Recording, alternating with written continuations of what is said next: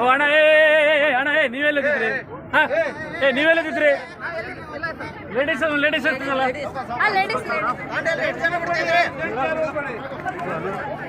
ನಾವೆಲ್ಲ ಮಾತಾಡ್ತೀವಿ.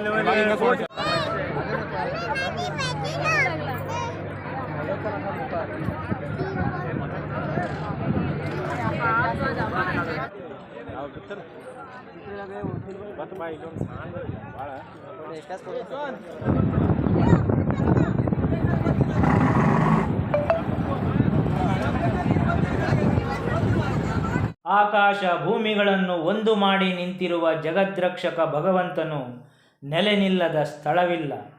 ಅಣುರೇಣು ತೃಣಕಾಷ್ಟಗಳಲ್ಲಿ ಅವನ ಅಸ್ತಿತ್ವವಿದೆ. ಅಗೋಚರವಾದ ದೈವಶಕ್ತಿ ತನಗೆ ಇಷ್ಟವಾದ ಸ್ಥಳದಲ್ಲಿ ಮನುಷ್ಯನ ಮೂಲಕ ಸಾನ್ನಿಧ್ಯವನ್ನು ರೂಪಿಸಿಕೊಂಡು ನೆಲ ಜಲಗಳಲ್ಲಿ ತನ್ನ ಇರುವಿಕೆಯನ್ನು ದೃಢಪಡಿಸುತ್ತದೆ. ಕಾರವಾರದ ಕೂರ್ಮಾಗಢ ಇಂತಹ ಅತಿಶಯ ಮಹಿಮೆಗಳಿಗೆ ಅನ್ವರ್ಥ ಸಾಕ್ಷಿಯಾಗಿ ನೀಲಿಮೆಯ ಹರವಿನೊಳಗೆ ವ್ಯಾಪಿಸಿಕೊಂಡಿದೆ. ಶ್ರೀ ನರಸಿಂಹಸ್ವಾಮಿ ಸಮುದ್ರ ಮಧ್ಯದಲ್ಲಿ ಕೂರ್ಮಾಗಢ ದ್ವೀಪದೊಳಗೆ ವಿರಾಜಮಾನನಾಗಿ ಭಕ್ತರನ್ನು ಹರಸುತ್ತಿದ್ದಾನೆ. ಉತ್ತರ ಕನ್ನಡ ಜಿಲ್ಲಾ ಕೇಂದ್ರ ಕಾರವಾರದಿಂದ ಸಮುದ್ರ ಮಧ್ಯದಲ್ಲಿ ಸುಮಾರು 7 ಕಿಲೋಮೀಟರ್ ದೂರದಲ್ಲಿ ಕೂರ್ಮಾಗಢ ದ್ವೀಪವಿದೆ. ಈ ದ್ವೀಪ ಪ್ರದೇಶ ಆಮೆಯಾಕಾರದಲ್ಲಿ ಇರುವುದರಿಂದ ಇದಕ್ಕೆ ಕೂರ್ಮಾಗಢ ಎಂಬ ಹೆಸರು ಬಂತು. ಇಲ್ಲಿ ಮೀನುಗಾರರ ಆರಾಧ್ಯ ದೇವ ಶ್ರೀ ನರಸಿಂಹ ಸ್ವಾಮಿಯ ದಿವ್ಯ ಸಾನ್ನಿಧ್ಯವಿದೆ. ಇಲ್ಲಿ ಪ್ರತಿ ವರ್ಷ ಧನುರ್ಮಾಸದ ಶಾಕಾಂಬರಿ ಹುಣ್ಣಿಮೆಯ ದಿನದಂದು ವಾರ್ಷಿಕ ಜಾತ್ರೆ ನಡೆಯುತ್ತದೆ. ಬಲು ವಿಜೃಂಭಣೆಯಿಂದ ನಡೆಯುವ ಈ ಜಾತ್ರೆಗೆ ಊರ ಪರವೂರ ರಾಜ್ಯ ಪರರಾಜ್ಯಗಳಿಂದ ಸಹಸ್ರಾರು ಸಂಖ್ಯೆಯಲ್ಲಿ ಜನರು ಆಗಮಿಸಿ ಶ್ರೀ ದೇವರ ದರ್ಶನ ಪಡೆಯುತ್ತಾರೆ. ಜಾತ್ರೆಗೆ ಬರುವ ಜನರನ್ನು ಇಲ್ಲಿನ ಮೀನುಗಾರ ಬಂಧುಗಳು ಮತ್ತು ಬೋಟ್ ಮಾಲೀಕರು ಉಚಿತವಾಗಿ ಕರೆದುಕೊಂಡು ಹೋಗಿ ಸುರಕ್ಷಿತವಾಗಿ ಮರಳಿ ಕರೆದುಕೊಂಡು ಬರುತ್ತಾರೆ. ಶ್ರೀ ನರಸಿಂಹಸ್ವಾಮಿ ಮೀನುಗಾರರ ಆರಾಧ್ಯ ದೈವವಾಗಿದ್ದು, ಮೀನುಗಾರರು ಮತ್ಸ್ಯ ಸಂಪತ್ತಿನ ವೃದ್ಧಿಗಾಗಿಯೂ ಪ್ರಾಕೃತಿಕ ವಿಕೋಪದ ಸಂದರ್ಭದಲ್ಲಿ ರಕ್ಷಣೆಗಾಗಿಯೂ ಸ್ವಾಮಿಯನ್ನು ಬೇಡಿಕೊಂಡು ಪ್ರಾರ್ಥಿಸುತ್ತಾರೆ. ವಿಧ ವಿಧದ ಹರಕೆಗಳನ್ನು ಹೇಳಿಕೊಳ್ಳುತ್ತಾರೆ. ಅಷ್ಟೇ ಅಲ್ಲ, ಊರ ಪರವೂರ ಭಕ್ತಾದಿಗಳು ಶ್ರೀ ಸ್ವಾಮಿಗೆ ಬಾಳೆಗೊನೆ ಸೇವೆ, ತುಲಾಭಾರ ಹರಕೆ ಸೇವೆಯನ್ನು ಹೇಳಿಕೊಳ್ಳುತ್ತಾರೆ.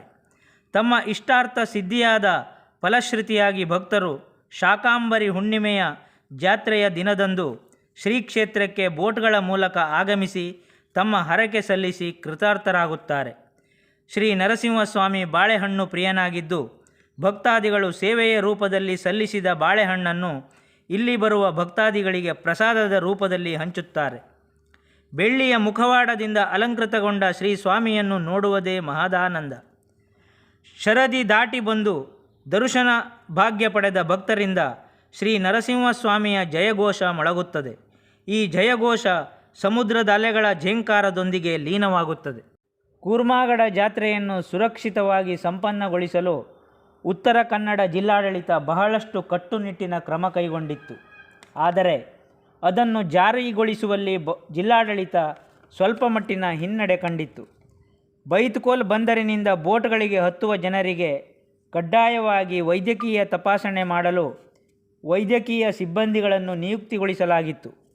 ಈ ಸಿಬ್ಬಂದಿಗಳು ಬೆಳಿಗ್ಗೆ, ಮಧ್ಯಾಹ್ನ ಮತ್ತು ಸಂಜೆಯ ಪಾಳಿಯಂತೆ ಪ್ರತ್ಯೇಕ ಬೋಟ್ಗಳನ್ನೇರಿ ಅರಬ್ಬಿ ಸಮುದ್ರದಲ್ಲಿ ಜಲವಿಹಾರ ನಡೆಸಿ ಕೂರ್ಮಾಗಢಕ್ಕೆ ತೆರಳಿ ವಿಶಿಷ್ಟ ರೀತಿಯಲ್ಲಿ ತಮ್ಮ ಕರ್ತವ್ಯ ಪ್ರಜ್ಞೆಯನ್ನು ಮೆರೆದರು. ಜನರ ರಕ್ಷಣೆಗೆ ಯೋಜಿಸಲಾದ ಸ್ಥಳೀಯ ಪೊಲೀಸರು ಯಾವುದೇ ಲೈಫ್ ಜಾಕೆಟ್ ಧರಿಸದೆ ಸಣ್ಣ ಸಣ್ಣ ದೋಣಿಗಳಲ್ಲಿ ವಿಹಂಗಮ ಜಲವಿಹಾರ ನಡೆಸಿ ಸೆಲ್ಫಿ ತೆಗೆದುಕೊಳ್ಳುತ್ತಾ ಕೂರ್ಮಾಗಢ ಜಾತ್ರೆಯ ಸವಿಯನ್ನು ಆಹ್ಲಾದಕರವಾಗಿ ಅನುಭವಿಸಿದರು. ಕೂರ್ಮಾಗಢ ಜಾತ್ರೆಗೆ ಜಿಲ್ಲಾಡಳಿತ ವಿಧಿಸಿದ ಸೂಚನೆ, ನಿಯಮ, ನಿರ್ದೇಶನಗಳು, ಸುರಕ್ಷತಾ ಕ್ರಮಗಳು ಇಲ್ಲಿ ಅಣಕವಾಡುತ್ತಿತ್ತು. ಇದಕ್ಕೆ ವ್ಯತಿರಿಕ್ತ ಎಂಬಂತೆ ಕೂರ್ಮಾಗಢ ದ್ವೀಪದ ತೀರ ಪ್ರದೇಶದಲ್ಲಿ ನಿಯುಕ್ತಗೊಳಿಸಲಾಗಿದ್ದ ಪೊಲೀಸ್ ಸಿಬ್ಬಂದಿಗಳು ಎದೆಮಟ್ಟಿನ ನೀರಿನಲ್ಲಿ ನಿಂತುಕೊಂಡು ಜನರನ್ನು ಡಿಂಗಿ ದೋಣಿಗಳಲ್ಲಿ ಸುರಕ್ಷಿತವಾಗಿ ದಡ ಸೇರಿಸುವ ಸಾಹಸಮಯ ಕಾರ್ಯದಲ್ಲಿ ತಮ್ಮನ್ನು ತೊಡಗಿಸಿಕೊಂಡಿದ್ದರು. ಅವರ ಈ ಸೇವಾ ಮನೋಭಾವ ಮತ್ತು ಕರ್ತವ್ಯ ಪ್ರಜ್ಞೆ ಎಲ್ಲರ ಮೆಚ್ಚುಗೆಗೆ ಪಾತ್ರವಾಯಿತು. ಕಾರವಾರ ಕೂರ್ಮಾಗಢ ಶ್ರೀ ನರಸಿಂಹಸ್ವಾಮಿಯ ಜಾತ್ರೆಗೆ ಹೋಗುವುದೆಂದರೆ ಅದೊಂದು ಮರೆಯಲಾಗದ ಅವಿಸ್ಮರಣೀಯ ಅನುಭವ. ಅರಬ್ಬಿ ಸಮುದ್ರದ ವಿಶಾಲವಾದ ನೀಲಿಮೆಯ ಹರವು, ಪೂರ್ವದಲ್ಲಿ ಕಾಳಿ ನದಿ ಸಂಗಮ, ಮನಮೋಹಕ ಕಾಳಿ ನದಿ ಸೇತುವೆ, ಸಮುದ್ರದಲ್ಲಿ ಅಲ್ಲಲ್ಲಿ ತಲೆ ಎತ್ತಿ ನಿಂತಿರುವ ಮತ್ತಷ್ಟು ಸುಂದರ ದ್ವೀಪಗಳು ನಮ್ಮ ಮನಸೂರೆಗೊಳ್ಳುತ್ತದೆ. ಸೂರ್ಯ ರಶ್ಮಿಗೆ ಮಿರಮಿರ ಮಿಂಚುವ ಶರದಿಯ ನೀರನ್ನು ಸೀಳಿಕೊಂಡು ಪಯಣಿಸುವ ದೋಣಿಗಳು, ಬೋಟ್ಗಳು ಚಿತ್ತಾಕರ್ಷಕ ನೋಟಗಳನ್ನು ಕಟ್ಟಿಕೊಡುತ್ತದೆ. ಸಂಜೆಯಾಗುತ್ತಲೇ ಪಡುವಣ ಕಡಲು ರಂಗೇರುತ್ತದೆ. ಕಾರವಾರದ ಕಡಲ ತೀರ ಬಣ್ಣ ಬಣ್ಣಗಳ ಚಾದರ ತೊಟ್ಟು ನವ ವಧುವಿನಂತೆ ಕಂಗೊಳಿಸುತ್ತದೆ. ಕಾರವಾರದ ಮೀನುಗಾರ ಬಂಧುಗಳು ತಮ್ಮ ಬೋಟ್ಗಳಲ್ಲಿ ಜನರನ್ನು ಉಚಿತವಾಗಿ ಕಿಂಚಿತ್ತೂ ಪ್ರತಿಫಲಾಪೇಕ್ಷೆಗಳಿಲ್ಲದೆ ಬೈತುಕೋಲ ಬಂದರದಿಂದ ಕೂರ್ಮಾಗಡ ಶ್ರೀ ನರಸಿಂಹಸ್ವಾಮಿಯ ಜಾತ್ರೆಗೆ ಕರೆದುಕೊಂಡು ಹೋಗುತ್ತಾರೆ. ತಮ್ಮ ಕೆಲಸ ಕಾರ್ಯವನ್ನು ಸ್ಥಗಿತಗೊಳಿಸಿ ಜನರ ಸೇವೆ, ದೇವರ ಸೇವೆ ಮಾಡುವ ಕಾರವಾರದ ಮೀನುಗಾರರ ಬಂಧುಗಳಿಗೆ ಹೃದಯಸ್ಪರ್ಶಿ ವಂದನೆಗಳು. ಕಳೆದ 2-3 ವರ್ಷಗಳಿಂದ ಈ ಜಾತ್ರೆ ವಿವಿಧ ಕಾರಣಗಳಿಂದ ಜನರಿಲ್ಲದೆ ಕಳೆಗುಂದಿತ್ತು. 2019ರಲ್ಲಿ ಸಮುದ್ರದಲ್ಲಿ ಸಂಭವಿಸಿದ ದೋಣಿ ದುರಂತ ಮತ್ತು ಕೊರೋನಾ ಕಾರಣದಿಂದ ಕೂರ್ಮಾಗಡ ಜಾತ್ರೆಗೆ ಜನಸಂದಣಿ ಇರಲಿಲ್ಲ. ಆದರೆ ಈಗ ಅಂತಹ ಯಾವುದೇ ಸಮಸ್ಯೆ ಇಲ್ಲ. ಜನರು ಸಹಸ್ರ ಸಂಖ್ಯೆಯಲ್ಲಿ ಬರುತ್ತಾರೆ. ನೆರೆ ರಾಜ್ಯಗಳಾದ ಗೋವಾ, ಮಹಾರಾಷ್ಟ್ರಗಳಿಂದಲೂ ತುಂಬ ಜನರು ಜಾತ್ರೆಯಲ್ಲಿ ಪಾಲ್ಗೊಳ್ಳಲು ಬಂದಿದ್ದರು. ಕಾರವಾರದ ಜನಪ್ರಿಯ ಮೀನುಗಾರರ ಮುಖಂಡ ಶ್ರೀ ರಾಜು ತಾಂಡೇಲ್, ಸ್ಥಳೀಯ ಮೀನುಗಾರ ಮುಖಂಡರು ಮತ್ತು ಬೋಟ್ ಮಾಲೀಕರು ಅತ್ಯಂತ ಮುತುವರ್ಜಿಯಿಂದ ಜನರನ್ನು ಬೋಟ್ಗಳಿಗೆ ಹತ್ತಿಸುವ ಮತ್ತು ಸುರಕ್ಷಿತವಾಗಿ ಇಳಿಸುವ ಕಾರ್ಯದಲ್ಲಿ ತಮ್ಮನ್ನು ತೊಡಗಿಸಿಕೊಂಡಿದ್ದರು.